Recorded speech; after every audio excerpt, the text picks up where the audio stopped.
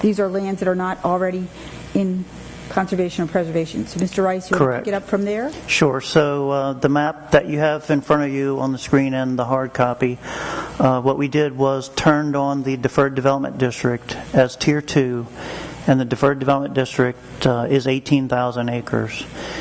And it's kind of ironic, but when you turn on the Protected Lands map, which includes the state-owned properties, other preservation there, and the resource protection zone associated with Mattawoman Creek, it is within like 5 acres of exactly half that would be already protected and would remain in Tier 4, and the other half going to Tier 2. So 9,000 one way and 9,000 the other.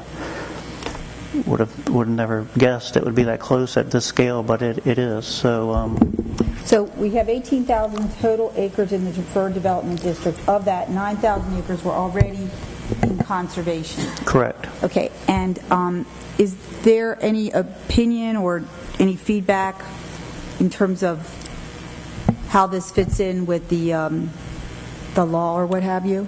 And I think Commissioner Robinson has a question, so it may piggyback on that.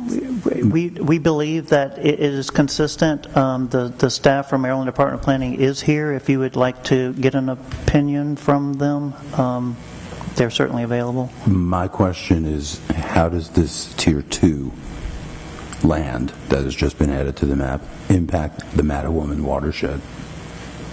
Because it looks awfully close. Well, by showing the resource protection zone as Tier 4, you're capturing that floodplain area, streams associated with Mattawoman. So you have that protection shown and the Tier 4 status. Outside of that, we have other protections with soil conservation and sediment erosion control plans associated with development. At one point, there was a recommendation by the Planning Commission to look at ways to expand the resource protection zone in that area beyond what it is now through adjusting our existing regulations. So that's something that we could bring forward in the future. So there are other ways of getting at that too.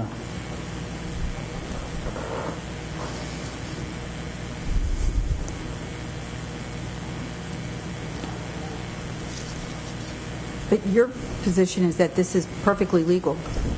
We feel this meets the intent of the septic bill. Yes. And Mr. Hall, do you agree? Personally saw the map, and we, as the Hope's been demonstrated, obviously want to work with the county, we had a recommended map to go with you tonight that you saw from staff.